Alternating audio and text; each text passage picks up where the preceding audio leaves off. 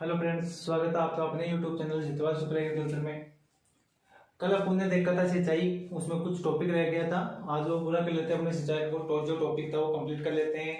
अपन ने कल देख लिया था सिंचाई और उसकी परिभाषा देखी थी, सिंचाई क्यों करते हैं, सिंचाई के लिए कौन कौन सी उसकी विधियां होती है, वो सारी की सारी अपन ने देख ली थी। कौन कौन सी विधियों से करते हैं मोस्टली अपन ने देख लिया था कि गेहूं में कौन सी लेते हैं, क्यारी विधि मोस्टली लेते हैं, उसकी दक्षता कितनी होती है, 40 से 50 होती है, फुहारे कितनी होती है, सर्वाधिक सिंचाई दक्षता किसकी होती है, ये सारे अपन ने देख लिया था।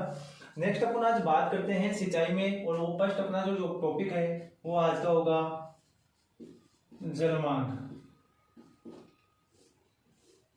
आज अपना जो टॉपिक होगा मेनली वो फर्स्ट टॉपिक होगा और वो होगा अपना जलमांग का। जलमांग किसे कहते हैं, जलमांग के बारे में अपन बात करते हैं।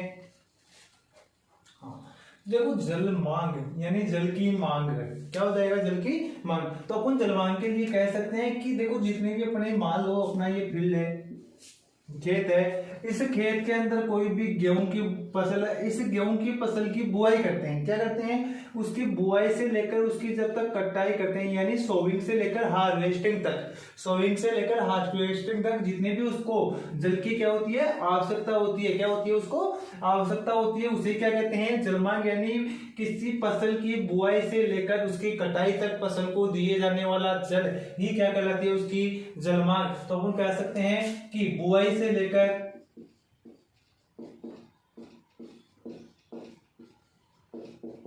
कटाई तक दिया जाने वाला जल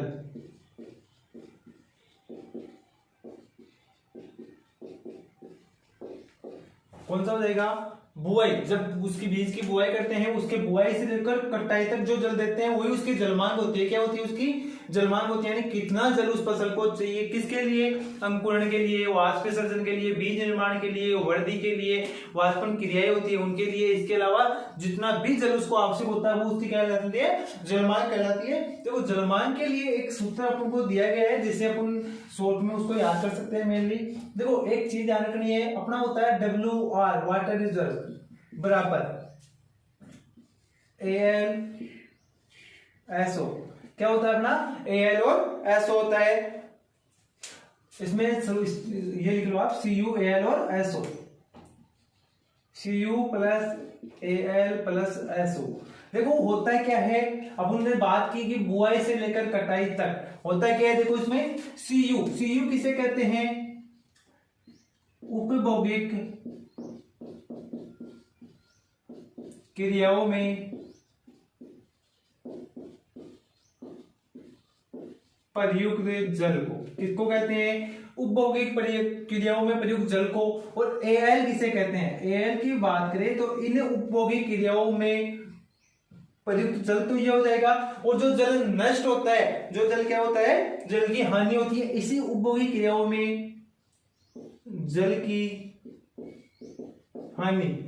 यानी कि जो जल उपभोगी क्रियाओं में प्रयुक्त होता है एक तो वो, और उस क्रिया के अंदर जिस जल की हानि होती है वो। इसके अलावा ऐसो किसे कहेंगे, विशिष्ट क्रियाओं में प्रयुक्त जल।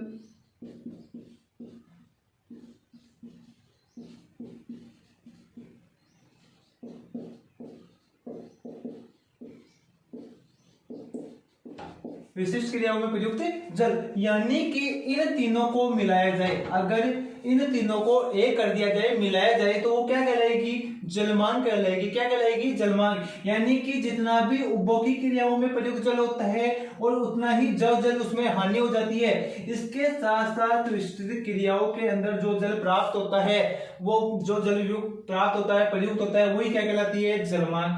मेनली बात करें तो Cu जो अपन ने बात की, उपभोगी क्रिया, ये उपभोगी क्रिया क्या होती है, उपभोगी की क्रिया होती क्या है। तो देखो, एक तो वाष्पीकरण,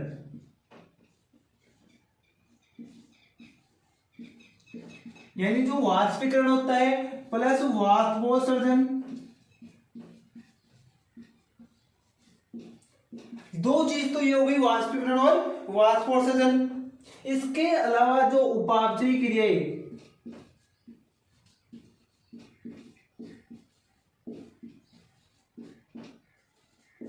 क्रियाओं में प्रयुक्त जल, ये तो क्या हो गया भाई, वाष्पीकरण, वाष्पोत्सर्जन और उपापचयी क्रियाओं में प्रयुक्त जल, ये क्या हो गया, उपभोगी क्रियाएं होगी। कौन सी क्रियाएं, उपभोगी क्रियाएं, वाष्पीकरण हुआ, वाष्पोत्सर्जन हुआ और जितनी भी उपापचयी क्रियाएं होती है प्लांट में उसे कहते हैं उपभोगी क्रियाएं। यानी कि इन क्रियाओं के अंदर जो जल प्रयुक्त होता है वो क्या कहलाती है, उपभोगी या सीयू बोलते हैं। साथ में अपन को ध्यान रखना है कि जलमान किसे कहेंगे, वाष्पीकरण प्लस वाष्पोत्सर्जन प्लस उपापचयी क्रियाओं में प्रयुक्त जल के साथ साथ क्या हो जाए, अपने जो अपना उपयोग है उस उपयोग में जल की हानि। कौन से उपयोग में, विशिष्ट क्रियाओं के उपयोग में जल की हानि, तो अपन कह सकते हैं वाष्पीकरण, वाष्पोत्सर्जन, इसके अलावा उपापचयी क्रियाओं में जल प्लस उपयोग में जल की, यहां पर वो लगा सकते हैं प्लस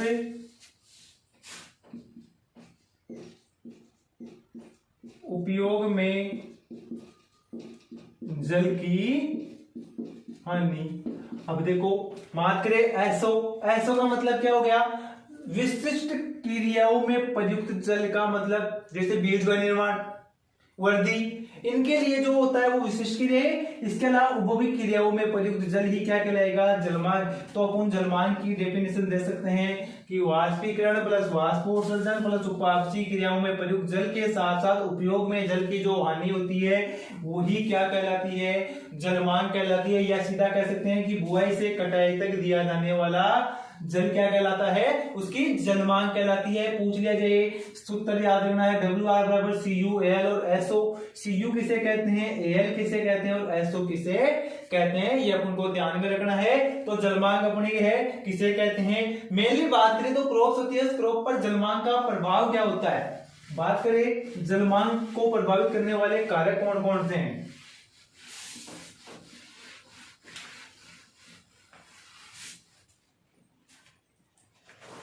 प्रभावित करने वाले कारक इसी जलमान में फर्स्ट देखते हैं अपन, प्रभावित करने वाले कारक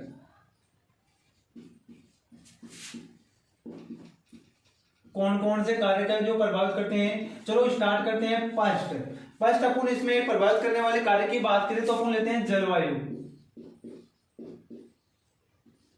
देखो जलवायु में क्या क्या होता है, एक तो वो है तापमान,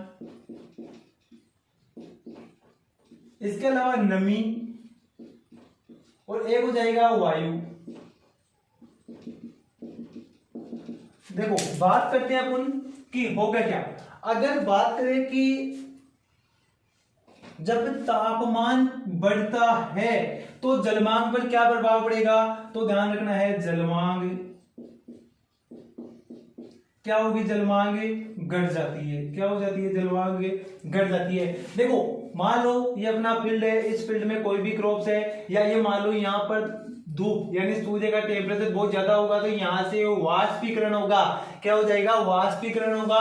पौधे की जो पत्तियां होती है उनके द्वारा जल ज्यादा ग्रहण किया जाएगा, जड़ों के द्वारा जल ज्यादा शोषण किया जाएगा। तो इस फसल की जलमांग बढ़ेगी या घटेगी, तापमान बढ़ने के साथ साथ जलमांग भी बढ़ती है। जलमांग भी क्या हो जाती है, बढ़ जाती है। नमी, अगर नमी की मात्रा बढ़ेगी तो जलमांग की मात्रा क्या हो जाएगी, घट जाएगी। क्या हो जाएगी, घट जाएगी। क्यों, क्योंकि अगर मैं इस फील्ड में बहुत ज्यादा जल दूंगा तो क्या होगा, इसमें नमी बनी हुई रहेगी और नमी बनी हुई रहेगी तो जलमांग की आवश्यकता कम होगी, जल की आवश्यकता कम होगी पौधों को, तो जलमांग घट जाएगी। वायु की गति अगर बढ़ती है तो जलमांग भी बढ़ती है। ये अपन को पूछा जा सकता है कि वायु की गति बढ़ने पर जलमांग पर क्या प्रभाव पड़ता है, तापमान बढ़ने पर जलमांग पर क्या प्रभाव होता है। तो ध्यान रखना है कि जब तापमान बढ़ेगा तो जलमांग बढ़ेगी, नमी बढ़ेगी तो जलमांग घटेगी। वायु की गति अगर बढ़ती है, वायु की गति बढ़ती है तो वो क्या करती है, मृदा की सतह होती है उसको क्या करती है, जल को साथ में ले जाती है उड़ाकर। और होता क्या है कि जो नमी होती है उसकी कमी हो जाती है, नमी की कमी होगी तो फसल की जलमांग क्या हो जाती है, बढ़ जाती है। तो फर्स्ट कारण अपन ने देखा वो कौन सा, जलवायु का देख लिया। सेकंड अपन बात करते हैं जो अपना वो करते हैं मृदा का। मृदा, देखो बात करें कि चिकनी मृदा, अगर मृदा कैसी है, चिकनी, या फिर मृदा कैसी है, काली है, या फिर कैसी है, बलुई है। होगा क्या, देखो चिकनी, काली और बालू, यहाँ पर बलुई लिख लो या सीधा सीधा लिख लो बालू मृदा। और देखो चिकनी मृदा होती है, चिकनी मृदा जो धान के लिए अपन पढ़ते हैं, धान होता है उसके अंदर जल भरते हैं, चिकनी मृदा होती है उसमें जल कैपेसिटी यानी जल भरा हुआ रहता है, उसमें नमी बहुत ज्यादा रहती है। तो अगर मृदा चिकनी है तो जलमांग बढ़ेगी या घटेगी, क्योंकि मृदा कैसी है, चिकनी है, तो चिकनी है तो क्या हो जाएगा, जलमांग घट जाएगी। तो यहां ध्यान रखना है जलमांग, जलमांग पर क्या प्रभाव पड़ेगा, जलमांग घट जाएगी। क्यों, क्योंकि चिकनी मृदा में नमी की मात्रा बहुत ज्यादा होती है। बात करें काली मृदा, तो काली मृदा में पोरोसिटी बहुत ज्यादा पाए जाते हैं, रंध्रावकाश बहुत ज्यादा पाए जाते हैं, तो जल कहां चला जाता है, मृदा की अंतः सतह में बहुत नीचे तक चला जाता है, और सूर्य की धूप के कारण वाष्पीकरण में भी चला जाता है बहुत ज्यादा। तो होता क्या है कि काली मृदा में जो जलमांग होती है वो ज्यादा होती है, और बलुई मृदा की जलमांग भी क्या होती है, अत्यधिक होती है। तो पूछा जा सकता है कि बलुई मृदा में जलमांग बढ़ती है घटती है, तो जलमांग बलुई मृदा के साथ में, अगर बलुई मृदा में किसी भी क्रॉप को लेते हैं तो उसकी जलमांग क्या हो जाती है, बढ़ जाती है। नेक्स्ट अपन जो बात करते हैं वो बात करते हैं फसल की प्रकृति।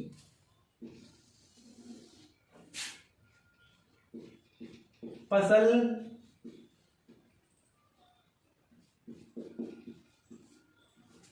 की प्रकृति के ऊपर बात करते हैं कि फसल की जो प्रकृति कैसी होगी। देखो अपन बात करें कि फसल अपन अगर ले ले गन्ना, या फसल ले ले अपन धान, या फिर फसल ले ले अपन बाजरा, या ले ले तिल, तो क्या होगा, देखो गन्ना व धान की जलमांग बहुत ज्यादा होती है। क्यों, क्योंकि इनको अधिक जल चाहिए, अधिक जल चाहिए तो इनकी जलमांग पर क्या प्रभाव पड़ेगा, बढ़ जाएगी। जब धान या गन्ना की फसल लेते हैं तो जलमांग बढ़ जाती है, और बाजरा व तिल को बहुत कम आवश्यकता होती है जल की, तो इनकी जलमांगे घट जाती है। तो ये हो जाएगा अपने फसल की प्रकृति के आधार पर। बात करें फसल की अवधि,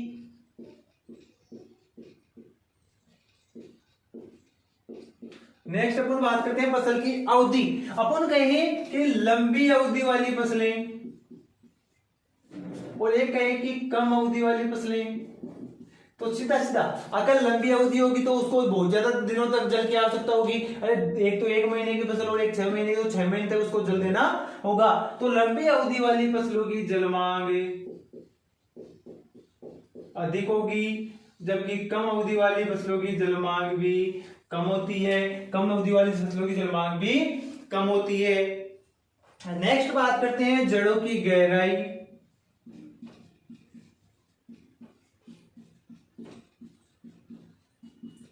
देखो जड़ों की गहराई की बात करें तो एक तो कहे गहरी, और दूसरी बात करें उथली। अगर जड़ें अत्यधिक गहरी होगी तो उसकी जलमांग क्या होगी, बढ़ जाएगी। क्या हो जाएगी, बढ़ जाएगी। परंतु जब उथली होती है तो उसकी जलमांगे घट जाती है। देखो क्या होता है, मान लो अपने पास में कोई भी क्रॉप है, उस क्रॉप की जड़ें अत्यधिक गहरी है, तो उसके द्वारा जल अत्यधिक ग्रहण किया जाएगा। जल अत्यधिक ग्रहण किया जाएगा तो क्या होगा, जलमांग बढ़ेगी। और अगर जड़ें उथली है तो उसके द्वारा जल कम ग्रहण किया जाएगा, तो क्या हो जाएगा, उसकी जलमांग घट जाती है। तो ये चीज हो गई जड़ों की गहराई पर।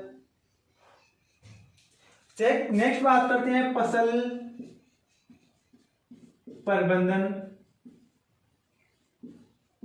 होता क्या है फसल प्रबंधन में, देखो क्या करते हैं अपन,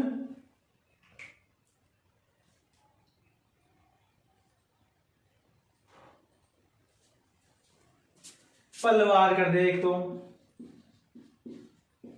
एक अपन निराई गुड़ाई कर दें,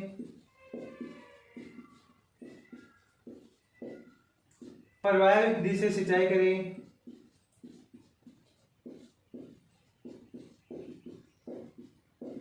देखो पलवार या मल्च का प्रयोग करते हैं तो जलमांग पर क्या प्रभाव पड़ता है।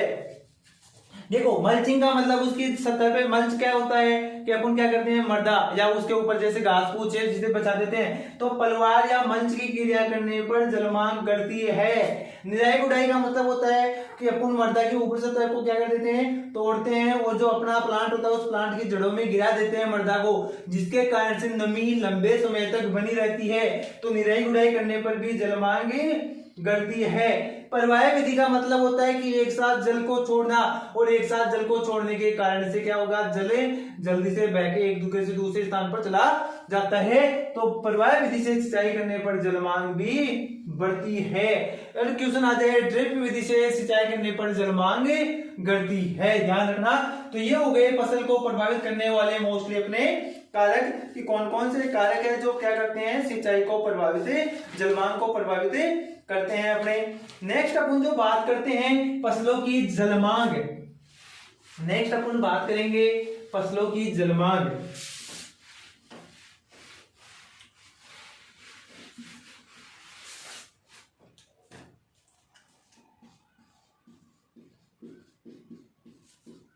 फसलों की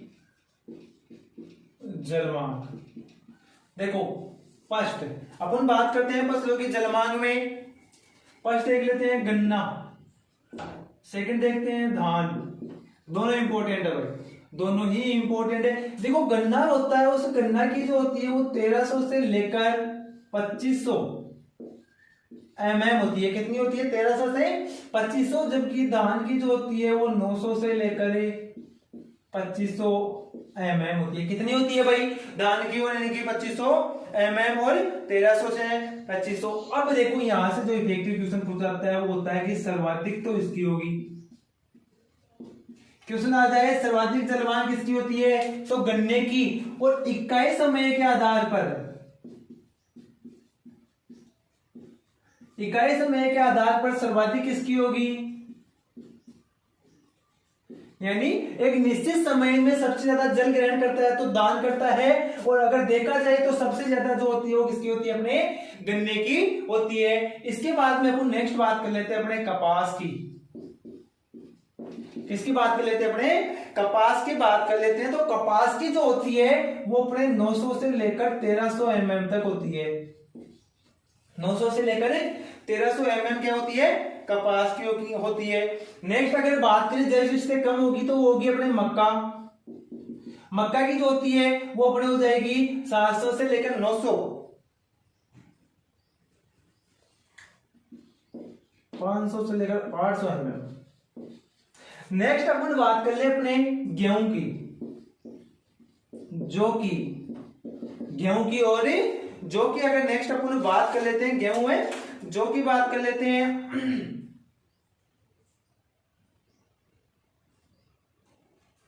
तो वो हो जाएगी 450 से 650। यहां पर मोस्टली आप जो को थोड़ा सा नीचे लेके जाना है अपन को, यहाँ जवार ले सकते हो।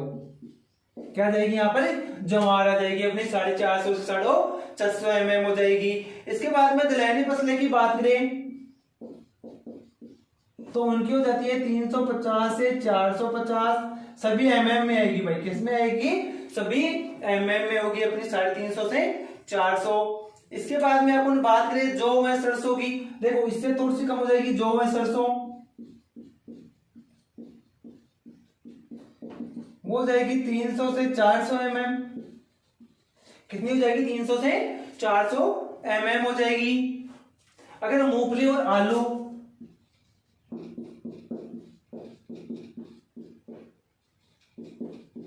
अगर मूंगफली की पूछ ले या फिर अपन को किसकी पूछ ले, आलू की पूछ ले, तो थोड़ा सा ध्यान रखना कि 700 तक होती है। कहां से, 500 से लेकर 700 mm तक। 500 से लेकर 700 mm तक क्या होती है, इसकी जलमांग होती है। अगर मटर की पूछ ले तो 350 से 500।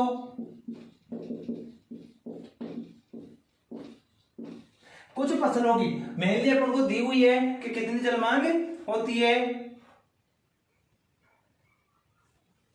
अगर सोयाबीन की पूछे तो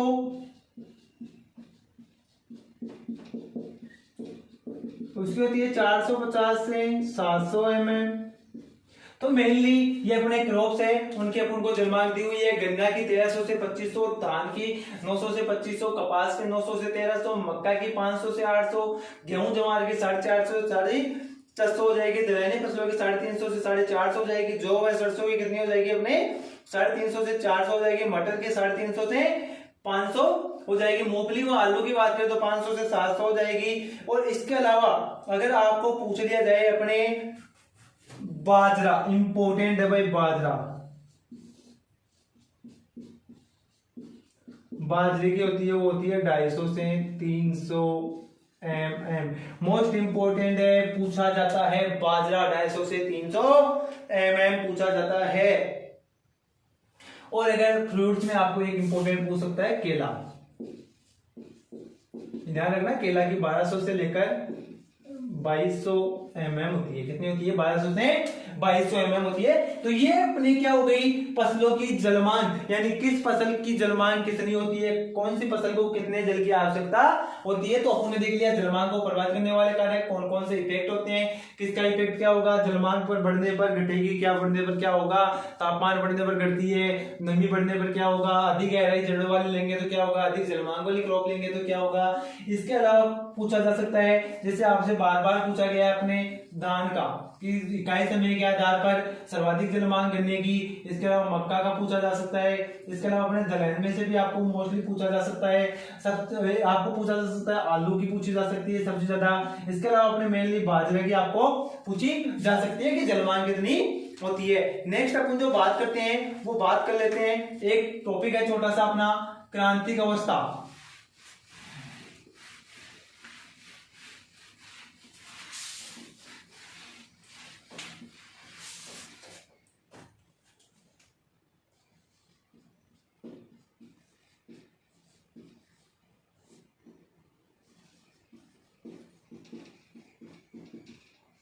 नेक्स्ट अपना जो टॉपिक है सिंचाई में, वो सिंचाई में अपना क्या हो जाएगा क्रांतिक अवस्था। यानी कि मेनली बात करें तो सिंचाई का जो निर्धारण करते हैं अपन, जो सिंचाई करते हैं प्लांट्स की उसका निर्धारण, अपन बात करते हैं सिंचाई निर्धारण की।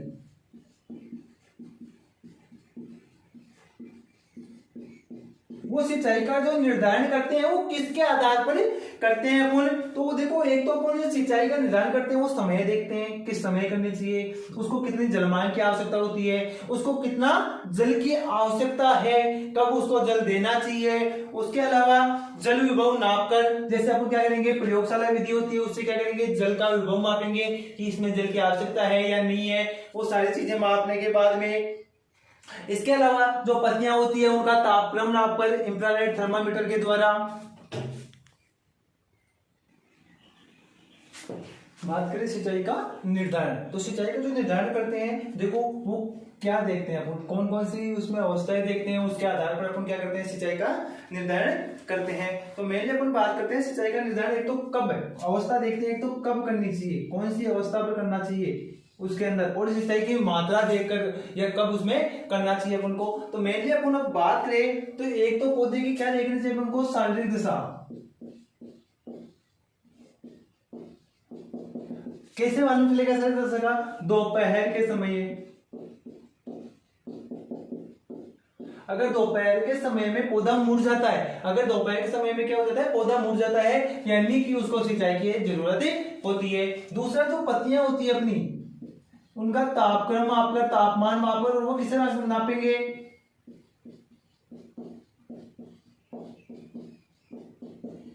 इंफ्रारेड थर्मामीटर के द्वारा।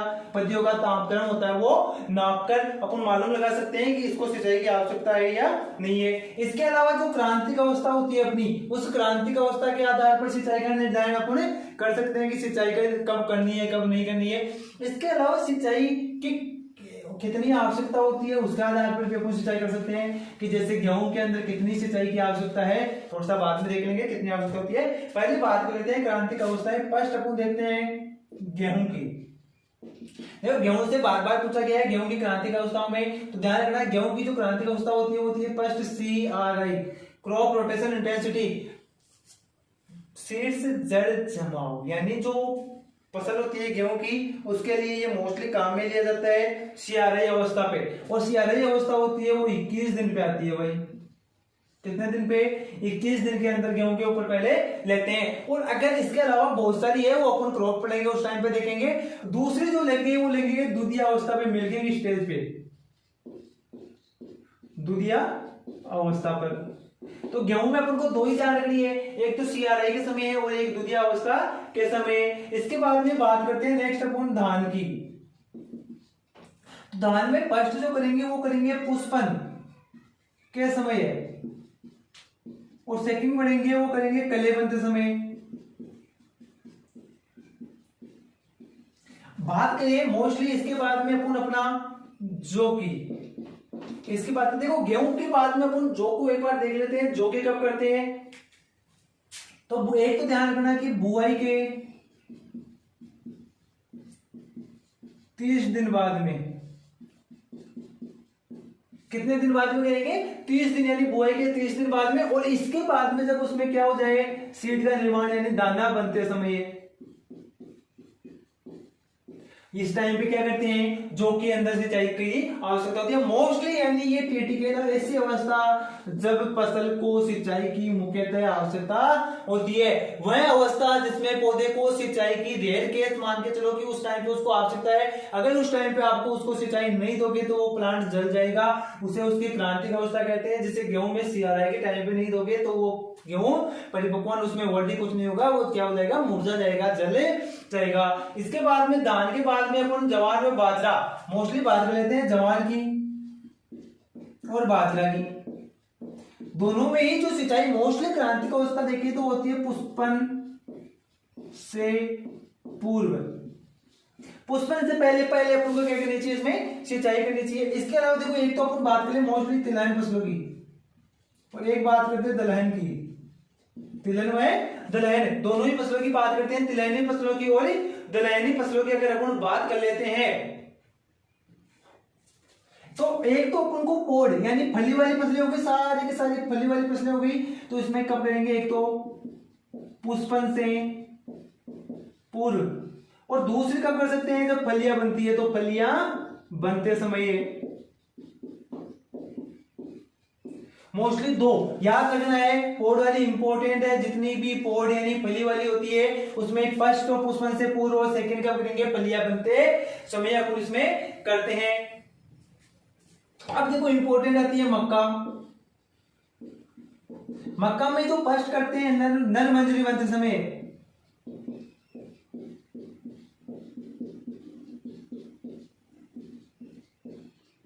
और सेकंड इसके बाद में अगर उसकी क्रांतिक अवस्था होगी तो वो मोस्टली होगी भुट्टे बनते समय है। कब करेंगे, भुट्टे बनते समय मक्का में मोस्टली अपन को ध्यान रखना है। इसके बाद में आलू की बात करें तो देखो आलू में जो करते हैं वो एक तो करेंगे अंकुरण और एक करेंगे कंद बनते समय। अंकुरण बनते समय है, अंकुरण के समय और कंदे बनते समय। यहीं पर ध्यान रखना गन्ना,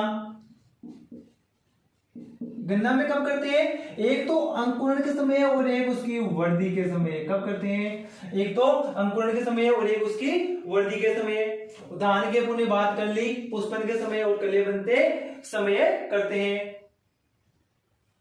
अब इंपॉर्टेंट अपनी आती है मूंगफली।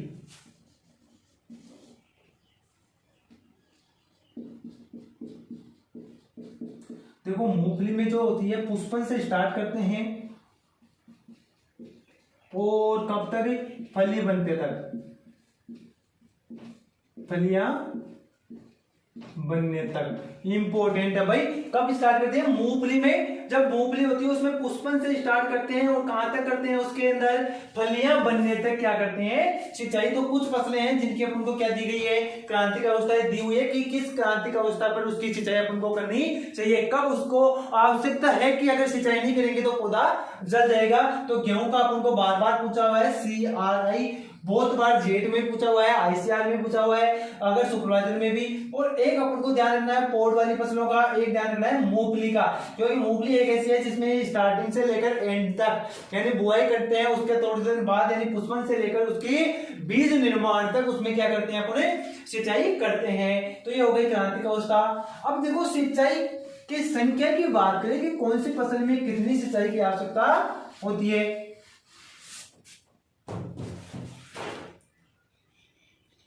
सिंचाई की संख्या पूछ ली जाए तो देखो अपन बात करते हैं गेहूं की। गेहूं के अंदर सिंचाई की कितनी संख्या की आवश्यकता होती है और जौ में कितनी होती है। इसके अलावा अपन बात करते हैं शुष्क क्षेत्रों की फसलें, जितनी भी शुष्क फसलें होती है उसकी। इसके अलावा चारे वाली की बात करें, चारे वाली हो जाएगी। इसके अलावा जितनी भी सब्जियां होती है चारे वाली आ जाएगी, और अपनी सब्जियां आ जाएगी, हॉर्टिकल्चर उद्यान की फसलें आ जाएगी।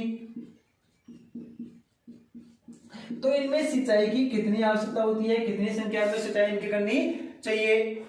तो देखो गेहूं में 6 से लेकर 7 सिंचाई की आवश्यकता होती है। कितनी की? 6 से 7 सिंचाई की आवश्यकता होती है। जो की बात करें तो 3 से 4 सिंचाई की आवश्यकता होती है। शुष्क फसलें जो शुष्क क्षेत्रों में आसानी से उगाई जा सकती है, बाजरा है, ज्वार है, अपना जितनी भी शुष्क क्षेत्रों वाली है, गंवार है, ये सारी की सारी फसलें होती है, उनमें 2 से लेकर 3 सिंचाई की आवश्यकता होती है। 2 से लेकर 3 सिंचाई की। अब चारे वाली उद्यानिकी की इनकी बात करते हैं। तो देखो इसमें 2 चीजें ध्यान रखनी है कि जब बात करें अपन सर्दियों की और बात करें गर्मियों की, तो सर्दियों में तो 15 दिन के अंतराल पर, और अगर गर्मियों में बात करें तो 7 दिन के अंतराल पर हमें क्या करनी चाहिए? सिंचाई करनी चाहिए। तो ये था सिंचाई का जो अपना टॉपिक रह गया था। अब अपने सिंचाई में जो है मेन टॉपिक वो है कि अपना मृदा जल, जो जल होता है सिंचाई का, जो अपने केपी के लिए वो अपन मृदा के साथ में पढ़ लेंगे, क्योंकि मृदा जल के साथ में पढ़ लेंगे उस चीज को। तो अपनी सिंचाई कंप्लीट है। अगर और भी आपको अगर किसी जगह या आपको पहले कोई दूसरा टॉपिक पढ़ना हो कि सर वो इंपॉर्टेंट है, वो टॉपिक पहले पढ़ाओ, तो आप कमेंट बॉक्स में कमेंट करें, पहले आपका वो टॉपिक क्लियर कर दिया जाएगा। Thank you friends.